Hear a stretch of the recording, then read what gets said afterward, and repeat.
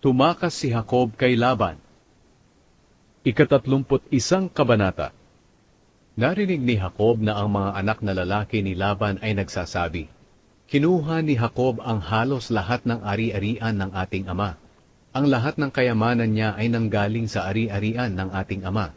Napansin din ni Jacob na nag-iba na ang pakikitungo ni Laban sa kanya, di tulad ng dati. Sinabi ng Panginoon kay Jacob, "Bumalik ka na sa lupain ng iyong mga ninuno, doon sa mga kamag-anak mo, at makakasama mo ako." Kaya ipinatawag ni Jacob ang mga asawa niyang sina Raquel at Leah na naroon sa pastulan ng mga hayop niya. Sinabi niya sa kanila, "Napansin ko na nag-iba na ang pakikitungo ng inyong ama sa akin, di tulad ng dati. Pero hindi ako pababayaan ng Diyos ng aking ama. Alam naman ninyo na naglingkod ako sa inyong ama hanggang sa makakaya ko. Pero dinaya pa niya ako. 10 beses niyang binago ang kabayaran ko. Pero hindi ako pinabayaan ng Diyos na api-apihin lang niya. Nang sinabi nga ni Laban na ang batik-batik na mga kambing ang siyang bayad ko, panay din batik-batik ang anak ng mga kambing. Kinuha ng Diyos ang mga hayop ng inyong ama at ibinigay sa akin." Sinabi pa ni Jacob, "Nang panahon ng pagkakastahan ng mga hayop, na naginip ako, nakita ko na ang mga lalaking kambing na kumakasta sa mga babaeng kambing ay mga batik-batik. Sa panaginip ko, tinawag ako ng anghel ng Diyos. Sinabi niya, 'Jacob.' Sumagot ako sa kanya, 'Narito po ako.' At sinabi niya, 'Masdan mo ang lahat ng lalaking kambing na kumakasta sa mga babaeng kambing ay mga batik-batik. Ginawa ko ito dahil nakita ko ang lahat ng ginagawa sa iyo ni Laban. Ako ang Diyos na nagpakita sa iyo roon sa Betel, sa lupain kung saan binuhusan mo ng langis ang bato na itinayo mo bilang alaala. At doon ka rin nangako sa akin.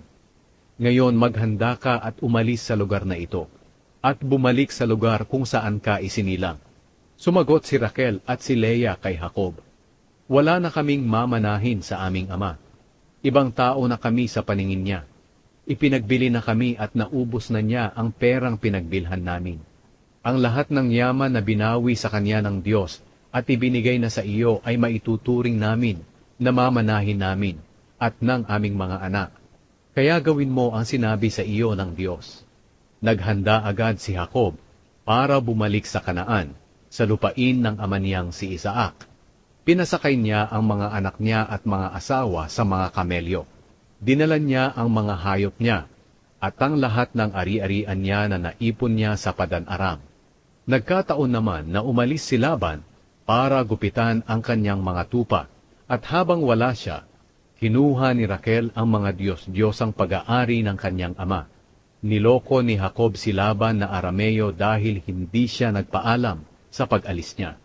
Nang umalis si Jacob, dala niya ang lahat ng ari-arian niya. Tumawid siya sa ilog Euphrates at pumunta sa bundok ng Gilead. Hinabol ni Laban si Jacob. Nakalipas ang 3 araw bago malaman ni Laban na lumayas sina Jacob. Kaya't hinabol niya si Jacob kasama ang mga kamag-anak niya sa loob ng 7 araw. Naabutan nila sina Jacob doon sa bundok ng Gilead. Nang gabing iyon, nagpakita ang Diyos kay Laban na Arameo sa panaginip. Sinabi ng Diyos sa kanya, "Huwag mong gagawan ng masama si Jacob." Nagtatayo noon si Jacob ng tolda niya sa bundok ng Gilead, nang maabutan siya ni Laban. At doon din nagtayo sina Laban ng mga tolda nila. Sinabi ni Laban kay Jacob, "Bakit ginawa mo ito sa akin? Bakit mo ako niloko? At dinala mo ang mga anak ko na parang mga bihag sa labanan. Bakit niloko mo ako at umalis nang hindi nagpapaalam sa akin? Kung nagsabi ka lang, paglalakbayin pa sana kita ng may kagalakan sa pamamagitan ng tugtugan ng tamburin at alpa. Hindi mo man lang ako binigyan ng pagkakataon na mahagka ng mga apo ko at mga anak bago sila umalis. Hindi maganda itong ginawa mo. May dahilan ako para gawan ka ng masama. Kaya lang binalaan ako kagabi ng Diyos ng iyong ama, na huwag kitang gagawan ng masama. Alam kong sabik na sabik ka nang umuwi. Pero bakit ninakaw mo ang mga Diyos ko?" Sumagot si Jacob sa kanya, Hindi ako nagpaalam sa iyo dahil natatakot ako, na baka pilitin niyong bawiin sa akin ang mga anak mo.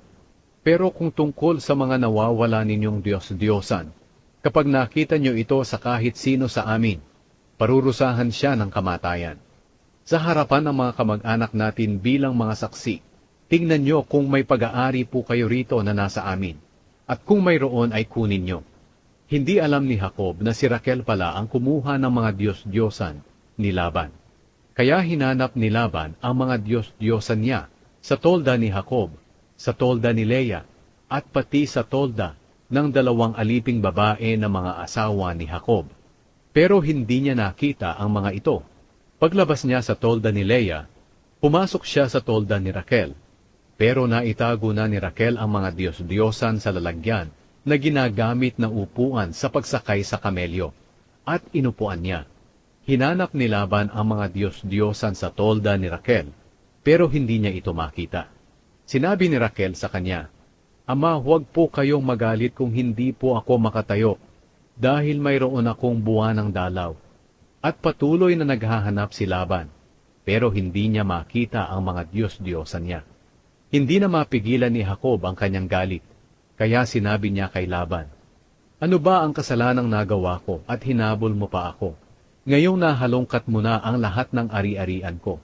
May nakita ka bang sa iyo? Kung mayroon, ilagay mo rito sa harap para makita ng aking mga kamag-anak at ng iyong mga kamag-anak, at bahala na sila ang humatol sa atin. Sa loob ng 20 taon, nang ako'y nasa inyo, ni minsan hindi nakunan ang iyong mga kambing at tupa, at ni isang lalaking tupa ay hindi ko pinangahasang kainin. Hindi ko na dinadala sa iyo ang mga hayop na pinatay ng mababangis na hayop. Pinapalitan ko na lang ito agad. Pinabayaran mo rin sa akin ang mga hayop na ninakaw araw man o gabi. Ganito ang naging kalagayan ko. Kapag araw ay nagtitiis ako sa init, at kung gabi ay nagtitiis ako sa lamig, at palaging kulang ang tulog ko. Sa loob ng 20 taon na pagtira ko sa inyo, 14 na taon akong naglingkod sa iyo para sa iyong 2 anak na babae. Naglingkod pa ako ng 6 na taon para bantayan ang iyong mga hayop. Pero ano ang ginawa mo? 10 beses mong binago ang pagbabayad mo sa akin. Kung hindi siguro ako sinamahan ng Diyos na ginagalang ng aking ama na si Isaac, na siya ring Diyos ni Abraham, baka pinalayas mo na ako nang walang dalang anuman. Pero nakita ng Diyos ang paghihirap ko at pagtatrabaho, kaya binalaan kanya kagabi." Ang kasunduan ni Jacob at Laban. Sumagot si Laban, "Ang mga babaeng iyan ay anak ko, at ang mga anak nila ay mga apo ko, at ang mga hayop na iyan ay akin din. Lahat ng nakikita mo ay akin. Pero ngayon, ano pa ang magagawa ko sa mga anak at apo ko? Ang mabuti siguro gumawa tayo ng kasunduan. Magtayo tayo ng batong magpapaalala sa atin at magpapatunay ng kasunduan natin." Kaya kumuha si Jacob ng malaking bato, at itinayo niya ito bilang alaala. Pagkatapos inutusan niya ang mga kamag-anak niya na magtumpok ng mga bato, at kumain sila roon sa tinumpok na mga bato.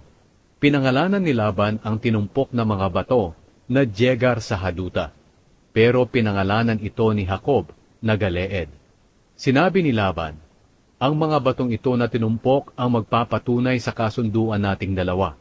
Ito ang dahilan kung bakit pinangalanan itong tinumpok sa Galeed.